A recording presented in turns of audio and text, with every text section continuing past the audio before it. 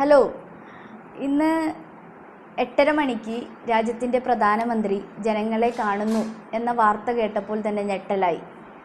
ഇതുപോലെയുള്ള വൈകുന്നേരങ്ങളിലെ 8:30 മണിക്കാണല്ലോ രാജ്യത്തെ തന്നെ തകിടം മറിക്കുന്ന നോട്ട് നിരോധനം പോലെയുള്ള സുപ്രധാന തീരുമാനങ്ങളുമായി അദ്ദേഹം വന്നിട്ടുള്ളത്.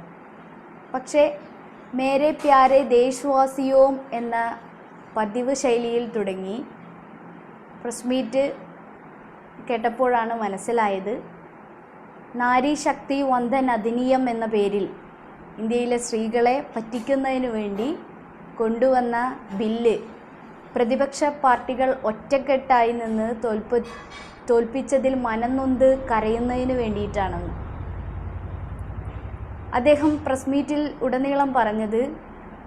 പ്രതിപക്ഷ പാർട്ടികളാകെ സ്ത്രീകളെ വഞ്ചിക്കുന്നതിനും ചതിക്കുന്നതിനും വേണ്ടിയിട്ടാണ് അത്തരത്തിൽ ബില്ലിനെതിരെ വോട്ട് ചെയ്തതെന്നും തദ്ദേശ സ്വയംഭരണ സ്ഥാപനങ്ങളിൽ സംവരണം ഏർപ്പെടുത്തിയപ്പോൾ സ്ത്രീകളുടെ ശക്തി മനസ്സിലായെന്നും ആ ശക്തിയെ തടയുന്ന പ്രവൃത്തിയാണ് പ്രതിപക്ഷം ചെയ്തതെന്നുമൊക്കെയാണ്.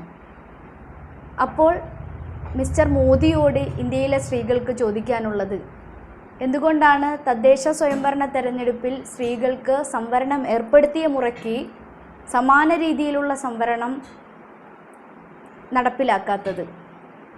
എന്തിനാണ് നാരി ശക്തി വന്ദൻ അധിനിയം എന്ന പേരിൽ സ്ത്രീകളെ ചതിക്കുന്നതിന് വേണ്ടി സംവരണത്തെ മണ്ഡല പുനർനിർണയവും സെൻസസുമായി കൂട്ടിക്കെട്ടുന്നത് എന്നുള്ള ചോദ്യമാണ്. ഇന്ത്യയുടെ ഭരണഘടനാ പ്രകാരം SC/ST റിസർവേഷൻ പോലെ തന്നെ സിംഗിൾ സ്റ്റാൻഡിംഗ് ആയിട്ടുള്ള ഒരു വിഷയമാണ് വുമൺ റിസർവേഷനും. അതിനെ ഡീലിമിറ്റേഷനും സെൻസസുമായി കൂട്ടിക്കെട്ടുന്നത് അത് നടപ്പിലാക്കാതിരിക്കാനുള്ള, അതിനു പിന്നിൽ രാഷ്ട്രീയ ലക്ഷ്യം നേടാനുമുള്ള അജണ്ടയോടെയാണ് എന്ന് തിരിച്ചറിയാനുള്ള ബോധം ഇന്ത്യയിലെ സ്ത്രീകൾക്കുണ്ട്. ഇത് സീറ്റുകളുടെ എണ്ണത്തിൽ മാത്രം കണക്കാക്കേണ്ട ഒരു വിഷയമല്ല. കാരണം ആരാണ് ഇന്ത്യയിലെ നയങ്ങൾ തീരുമാനിക്കുന്നത്, ആരുടെ ശബ്ദമാണ് ഉയർന്നു കേൾക്കാൻ പോകുന്നത്, അല്ലെങ്കിൽ ആരാണ് ഇന്ത്യയിൽ അപ്രത്യക്ഷമാകാൻ പോകുന്നതെന്ന് തീരുമാനിക്കുന്ന തരത്തിലേക്ക് ഒരു തെരഞ്ഞെടുപ്പ് നടത്താതെ തന്നെ അതിന് ഉത്തരം കണ്ടെത്തുന്ന തരത്തിലേക്കുള്ള ഒരു പൊളിറ്റിക്കൽ അജണ്ടയോട് കൂടിയിട്ടുള്ള ഒരു നിയമമാണ്.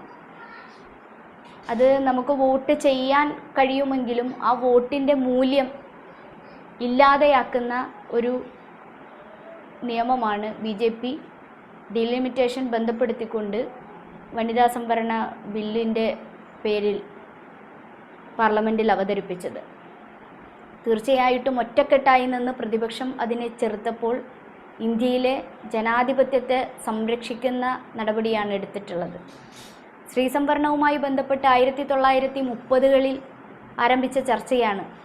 പിന്നീട് 96ലാണ് അത് പാർലമെൻറ്റിൽ അവതരിപ്പിക്കപ്പെടുന്നത്. മാറി മാറി വരുന്ന ഇന്ത്യയിലെ ഗവൺമെൻറ്റുകൾ അതിപ്പോൾ നടപ്പിലാക്കും എന്ന് പറഞ്ഞ് സ്ത്രീകളെ വഞ്ചിക്കുകയാണ് യഥാർത്ഥത്തിൽ ഉണ്ടായിട്ടുള്ളത്. ഇന്ത്യയിലെ സ്ത്രീകൾക്ക് വേണ്ടത് ഫെയറായിട്ടുള്ള സ്ത്രീ ശാക്തീകരണം ലക്ഷ്യം വെച്ചുകൊണ്ടുള്ള ഒരു വനിതാ സംവരണ ബില്ലാണ്. അതിനു വേണ്ടിയിട്ടുള്ള പോരാട്ടങ്ങൾ തീർച്ചയായും ഇനിയും